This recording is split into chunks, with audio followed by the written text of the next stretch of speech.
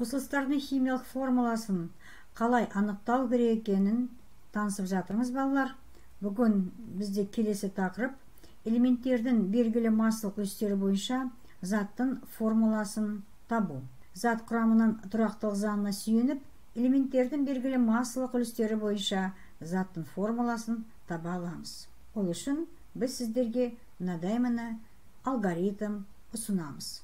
Бірінші қадамы: қосылыс құрамындағы элементтердің массалық үлестері белгілі, белгісіз заттың массасын 100 грамм деп аламыз. Әр элементтің 100 грамм заттағы массасын есептейміз. Элементтердің молярлық массасын қолданып, әр элементтің 100 грамм заттағы зат мөлшерін есептейміз. Келесі алгоритм сіздерге таныс. Алдыңғы видеода біздер элементтердің белгілі массалық қатынастары бойынша заттың формуласын қалай анықтау керек екенін танысқан едік. Сол видеода осы алгоритммен біздер пайдаландық. Қосылыс құрамындағы әр элементтің зат мөлшері белгілі болғандықтан, элементтердің мольдік қатынастарын есептеп, қосылыстың формула бірлігі немесе құрылымдық бірлігін анықтай аламыз. Мына есепті шығару барысында алгоритмді дәлелдейік. Құрамында калий, хром және оттек атомдарының массалық үлестері сәйкесінше 26,53%, 35,37% және 38,10% болатын күшті тотықтырғыш заттың формуласын анықтамыз. Есептің шарты бойынша заттың құрамында 3 элемент бар екен: калий, хром және оттек. Олардың массалық үлестері берілген. Осы массалық үлестердің қосындысы 100%. Енді әр элементтің зат мөлшерін анықтап, ол шыққан зат мөлшері, табылған зат мөлшері атомдардың санына тең болады. Сондықтан белгісіз заттың үлгісін аламыз 100 грамм деп. 100 граммдағы әр элементтің массасын есептей аламыз. Көріп тұрғандай, біздер заттың үлгісін 100 грамм деп алдық. Массалық үлестердің қосындысы 100%. Сондықтан әр элементтің массасы абсолюттік мәндері массалық үлестердің абсолюттік мәндеріне сәйкес болып тұр. Енді әр элементтің молярлық массасы белгілі. Біз калийдің зат мөлшерін, хромның зат мөлшерін және оттектің зат мөлшерлерін есептей аламыз. Ол үшін, мысалы, калийдің зат мөлшерін табу үшін, калийдің осы үлгідегі массасын 26,53 граммды калийдің молярлық массасына бөлген кезде 0,6803 моль деген сан шығады. Хромның зат мөлшері 0,106802 моль, оттектің зат мөлшері 2,103813 моль деген сан шығады екен.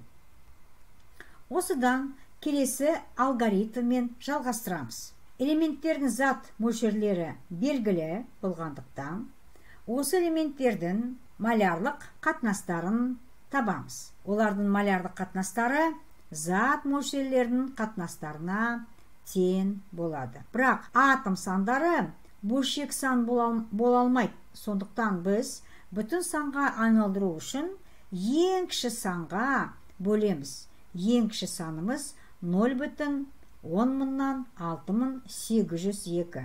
Сол кезде мынандай қатынас шығады: 2, 2, 7. Немесе формула бірлігі калий 2, хром 2, О7.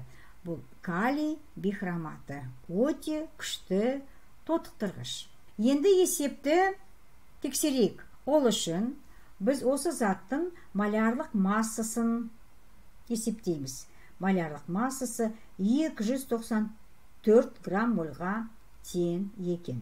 Енді 1 мольдің массасы 294 грамм болғандықтан біз оны 100% деп есептейміз. Ал калийдің атом саны 2. Екі атомның массасын табу үшін 2-ні бөлеміз калийдің молярлық массасына 39 грамм моль. Сонда бізде шығады 78 грамм. Массалық үлесі осыдан тең болады калийдің. X ол массалық үлес тең болады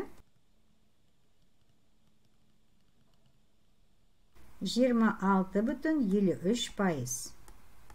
Тап осылай қалған элементтердің массалық үлестерін табуға болады.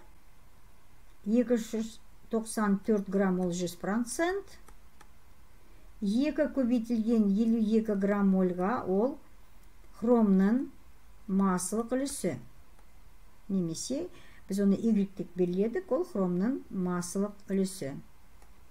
Тең болады 104 граммды бөлеміз 294-ке.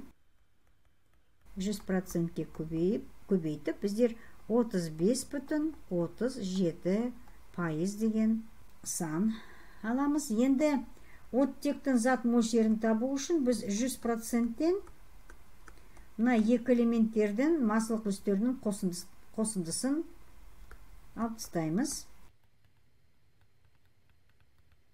Сонда 38,10% шығады. Ол оттектің массалық үлесі. Сонымен біз есепті дұрыс шығарған екенін дәлелдедік. Келесі есеп құрамында азот, сутек және күкірт атомдарының массалық үлестері сәйкесінше 41,1%, 11,8% болатын заттың формуласын анықтаңыз. Берілген жазайық. Азоттың массалық үлесі 41,1%, сутектің массалық үлесі 11,8%.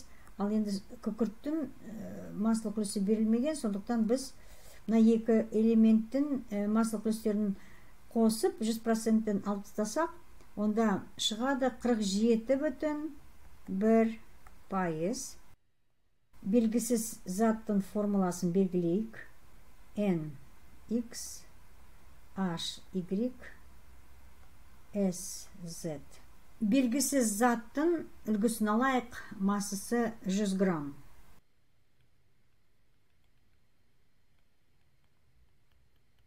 Осыдан біз әр элементтің массасын таба аламыз.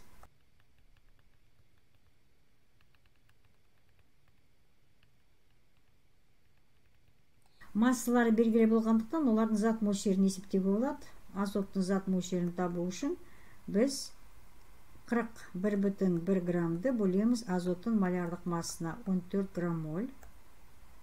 Сонда мынандай шама шығады 2,936 моль. Тап осылай сутектің зат мөлшерін табайық.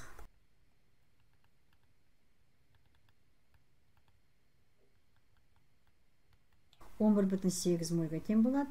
Және күкірттің зат мөлшері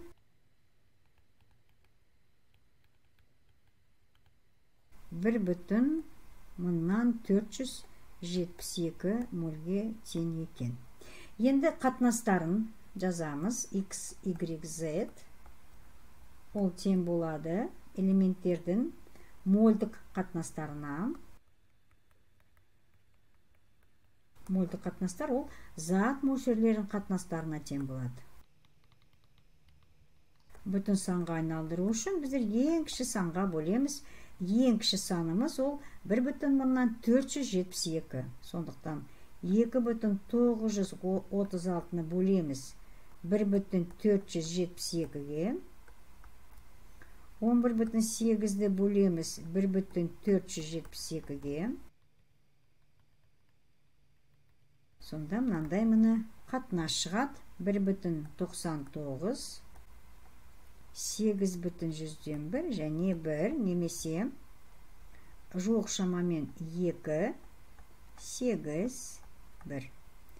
Осыдан мынандай формула бірлігі шығады. Азотымыз 2, сутегіміз 8, күкіртіміз 1 немесе NH4 2 еселенген S. Бұл аммоний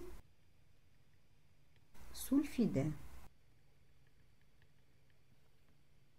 Алдына есепті балалар өздеріңіз шығарыңыз.